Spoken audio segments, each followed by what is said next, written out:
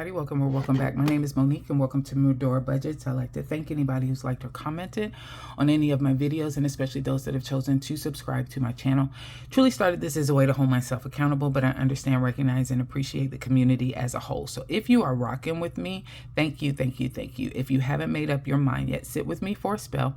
And at the end of the video, if you find this content valuable or enjoyable, please feel free to subscribe. It's myself and Sweets, married with a whole bunch of kids, trying to figure out our future family and finances so the decisions we make now won't negatively impact us in the future. Today is, I don't know if you can see it up there, it's Tuesday. It's March the 11th.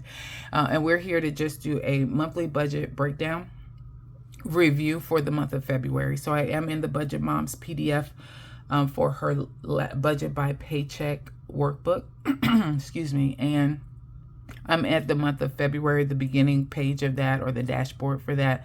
I've added these categories. That's one thing about digital planning. You can make any PDF what you want it to be. And so I have added my own separate categories and links within this budget workbook so that I can get to the information a little bit sooner or quicker. I also put on some different icons up here at the top you might be able to see to actually help me to navigate through the pages as well, because she doesn't have any hyperlinks in this. It's just the PDF pages, and that's it. But I've added a few hyperlinks, and so if I want to go to calendar, I typically will highlight that like that. That'll take me to the calendar. If I want to go to the page where I actually did my budget, I can do that from an icon, etc. So when you look at my expenses, I am still tracking my expenses. I track them every single week. I do the highlighter method and add up all of my categories for every single week from both my bills account and from my Chase Freedom credit card. And then I go in and I created this page, which gives me a breakdown of each of the budget categories by week. And so I reconcile my numbers every week. I put here how much I spent in every category every week. And then at the end of the month, I add up the different amounts here. And then I have them displayed or have them available to talk through on that monthly budget category breakdown that we're looking at right here. So I'm going to cover up part of this just so that we don't get too far ahead of ourselves. I'm going to come in a little bit so that you'll be able to see the amounts that we have. And then let's go ahead and get started. So I anticipated having $4,700 for earned income, and that's what I got. I got a little bit more for other income. Sweets came through with the honey, with the 100, y'all. And so I had $200 versus $100. And then savings used, I used pretty much $797 out of my sinking funds. And so that gave me a total monthly inflow of $5,696.99. All right, so I am going to show at least the first 2 or 3 categories each time so we can get through this a little quicker. So here for home care, for home, which is what includes home supplies, as well as my mortgage. Property care, which includes property insurance, my ring, my home warranty, trash, lawn, etc. And then utilities are all of the typical fixed expenses that I have, like my gas, my electric, my water, my phone, internet, etc. So for home, I was under budget by $8.84. The home amount of $971.16 accounted for 17% of my monthly inflow. Property care was a little bit over $37.40. I think I forgot to account for trash. And I think that's why I came over, if I'm not mistaken, because trash was due. I only pay that quarterly, $57 a month, and it was due in February. So I did go over in that category, and property care accounted for 5% of my monthly inflow.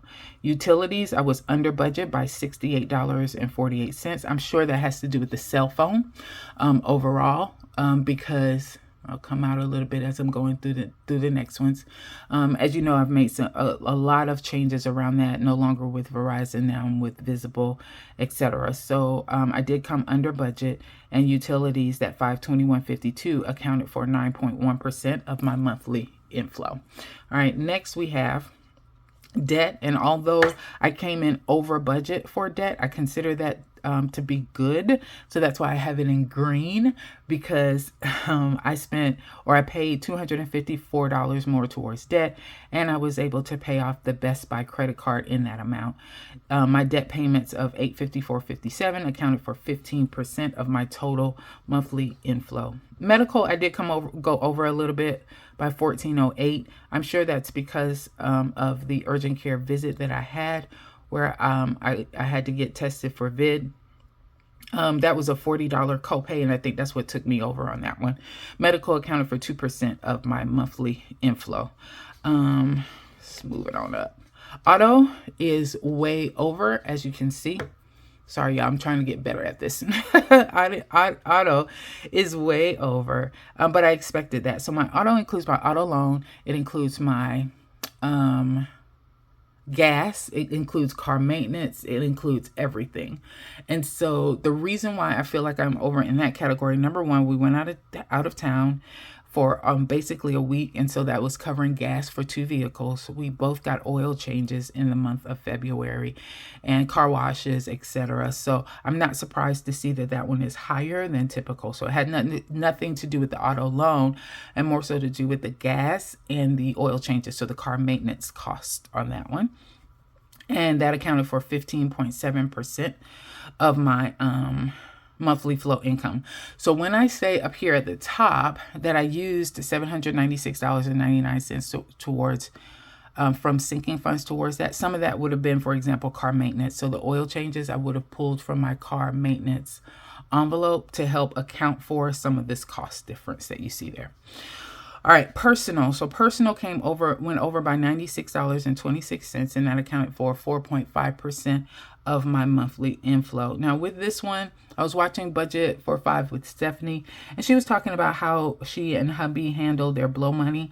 And I realized in that moment, I had an aha moment, but I realized in that moment that I may be calculating or looking at how I do my personal a little bit maybe wrong on that one. And so the reason why I say that is because I do allot myself as well blow money.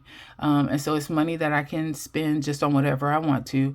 I allot so much money in my bills account and my variable account. And then if I have anything over that amount, because sometimes my check fluctuates just a little bit. I am salaried employee, but it's not always the same amount every single time.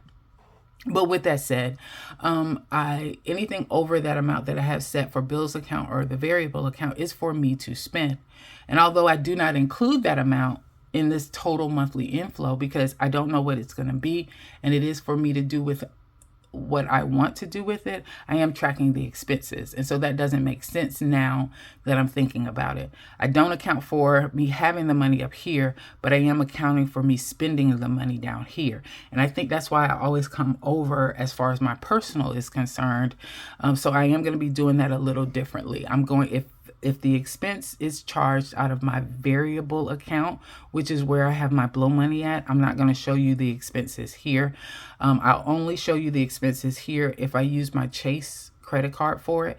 And if I use my Chase credit card for it, that means I don't have any money available to spend. So I definitely need to track it because I need to see what I'm doing. Or I didn't have my card with me, and I'm not paying it back. And so if I'm not paying it back, then I need to account for it as well. All right.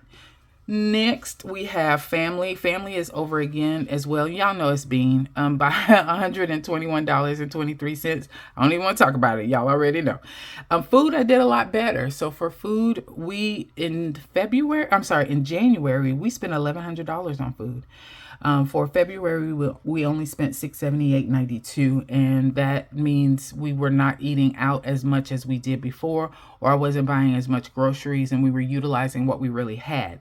Now, we did go over by $118.92, and I'm pretty sure that's because of going out of town.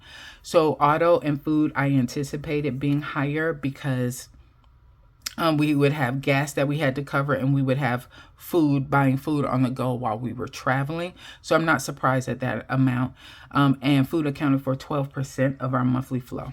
All right, didn't spend anything in entertainment. And then for subscriptions, I spent less than anticipated. And I'm sure that's because I now have Fubo TV on pause, and that costs $100 a month. So it's on pause until September. So that should help give me some good savings on that one.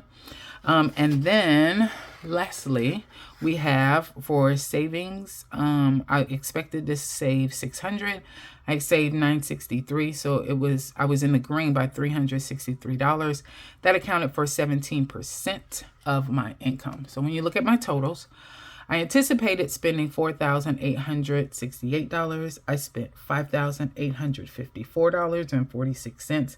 That is higher than the $5,696 that I expected in total inflow, which is why I'm showing that my monthly inflow was 102 or 102.8% of my inflow. You would think that that's not possible, right? Because I should only spend 100%.